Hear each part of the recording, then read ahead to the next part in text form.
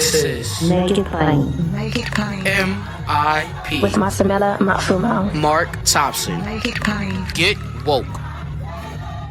Ladies and gentlemen, we are 6 months into the implementation of the infrastructure plan that President Biden and Secretary of Transportation Pete Buttigieg introduced. We want to hear all about it. We welcome back to Make It Plain. Pleasure to have him again, Secretary of Transportation Pete Buttigieg. Mr. Secretary, how are you today?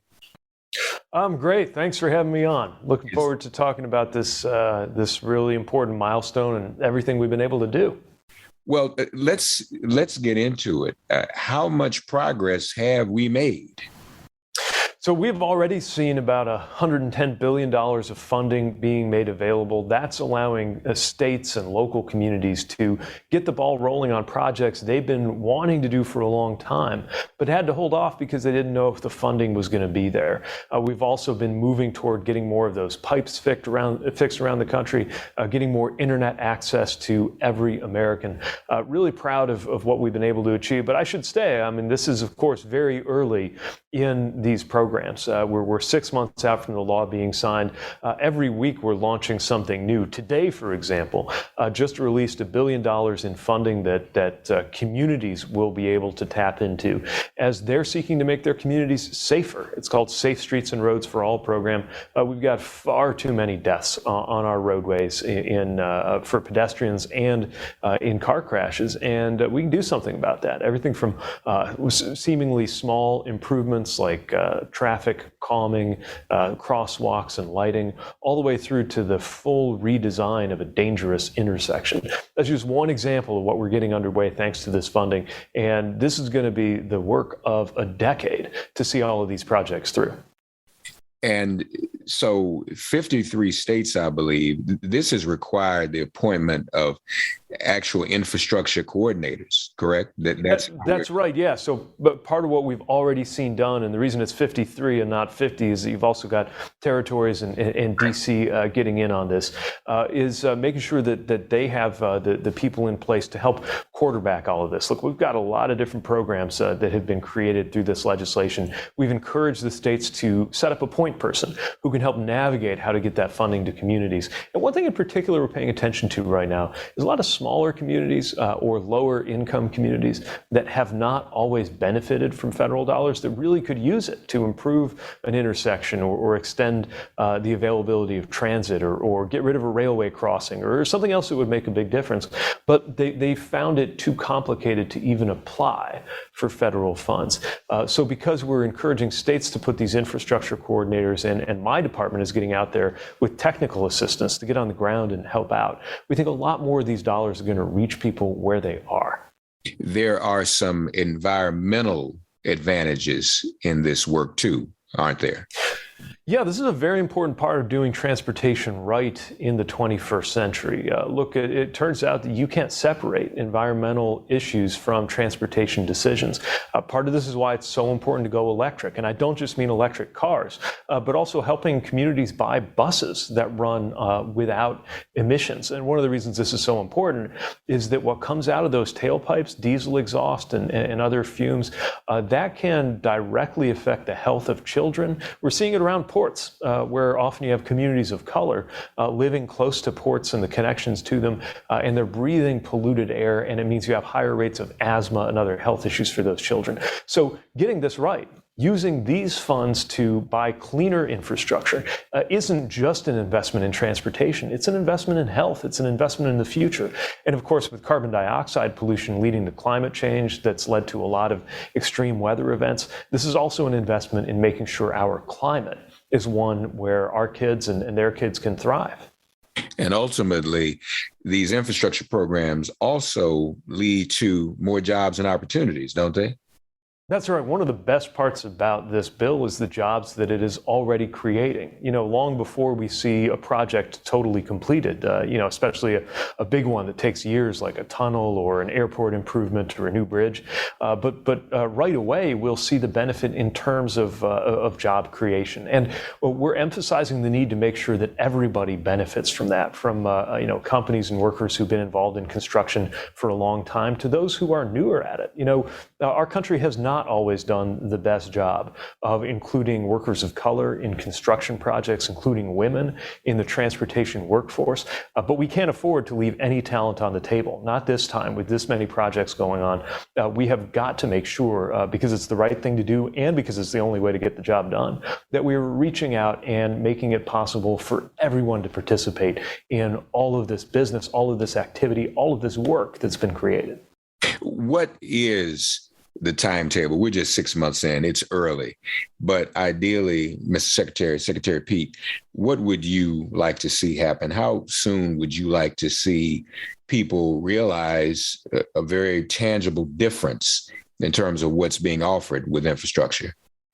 Well, as you look around this summer, you see that construction season beginning. You're going to see more cones and barrels and hard hats and safety vests than you've seen in a long time. So some of that is coming very quickly. Now, the funding overall, ever since the bill has been signed, we've had certainty about the funding for the next 5 years, and the work is going to continue really through this decade. And look, some of these things, I want to be honest, will take a long time to complete. This is the work of years, but some of this work will be underway immediately. We're already seeing groundbreaking coming up on projects from Mississippi to the Pacific Northwest that are possible because of the funding that was provided here. And again, if it's going to be a little later before some of the projects are going to be done, the work, the opportunity, the wealth creation from working on them, that's going to happen much sooner. And by much sooner, I mean this year. So can we say historically, we've not seen anything this large and expansive since the building of the highways and the highway system? Yeah, that's right. I mean, we haven't seen this much funding for passenger rail since Amtrak was created 50 years ago. We haven't seen this much support for public transit really ever. There's never been an investment at this level federally. And when it comes to the roads and bridges, the last time you saw this much work going on would have been the Eisenhower administration when they set up the interstate highway system in the first place. And importantly, I want to note we're going to do things a little bit differently this time. Look, setting up the interstate highway system created enormous opportunity in this country. It connected this country, but there were also a lot of decisions that were made in the 1950s, the 1960s about where highways went and how they were built that divided communities as well as connecting them. We see a lot of neighborhoods. Often it was black neighborhoods that were either removed completely or split in two to make room for highways. And so we're taking a very intentional approach this time of making sure that these projects help, not harm. And in the past, where you see those past decisions that did cause those problems, we're going to work on that too. We have funding for what we call reconnecting communities. In other words, capping over and stitching together a neighborhood that was cut up by a highway, or creating transit links across areas that have been hard to get to and from. I was in Baltimore recently where they're doing an east-west connector. The mayor told me when he was a kid, it took more than an hour to get to school using the transit that was available to them then. We can do something about that, and we are doing something about that with this funding. I count that as repair. This is positive to be focused on, and rebuilding the country, creating jobs. These are all things that will lead to greater efficiency, greater safety. I saw your comments regarding Buffalo. It seems to me these are the types of things that need to be focused on, and that certain networks, one in particular, ought to be covering and promoting, rather than things like replacement theory. We're talking about replacing damaged roads and bridges. That's the only replacement theory I would think we need to talk about. Wouldn't you agree? Yeah, we've got to choose what to focus on, especially as policymakers. And we need to focus on the things that are going to make people's lives better and make people better off. Now, there are some in the media space and in the political space who are focused on division. And I'm not just talking about ordinary partisan disagreement. As we have seen in this horrific set of killings in Buffalo, there is a form of division, a form of hatred that is literally lethal because of what it can inspire people to do. And we could be having a very different conversation right now, one that's not about zero sum, the idea that if some people are made better off, then others are going to be worse off. This is about making clear that the only future where all Americans can thrive, is one that makes room for everybody, one that recognizes that lifting people out of poverty, welcoming people to the life of this country, empowering people who have been excluded in the past, past is only going to make this country stronger. Lastly, inflation is on everyone's minds. We know that the supply chain has some effect on that. Is that getting better, the supply chain situation? It is, but honestly, we've got a long way to go. Here's what we've done that's made it better. We've been working with every piece of the puzzle, the ships, the ports, the trains, the trucks, to iron out some of these issues. These are private sector operators, but they do work on public infrastructure. And so we have a role bringing them together, getting them to share data, getting them to try to operate in more fluid and smooth ways. A lot of this has to do with workforce, making sure that truck drivers, for example, have good working conditions and are paid well so that they want to stay in that very important job. And a lot of this is about the long term, making sure that we have the ports and the airports and the rail lines and the highways and bridges of the future so that goods as well as passengers can get to where they need to be. We're seeing improvements for sure. We're seeing less of those containers that are sitting there in the way at our ports. We're seeing improvements in terms of the availability of goods in stores. But this is one of the many reasons why America should have been working on this really since the 1980s. We got no time to lose, and we're not wasting any time in making these improvements that are going to serve our supply chains and our movement of people for the long run. And the baby formula crisis is a result of a company and its own safety measures, not so much because, that affects the supply chain when they can't produce and manufacture, they can't get it out. But that's a private concern, isn't it? A private company concern. Yeah, you have supply chain issues when you're having trouble moving goods to where they need to be. But if you look at the baby formula issue, which is real, and I got to tell you, very personal to us, my husband and I have two little kids, 9 months old, and we depend on formula. We've had trouble finding it,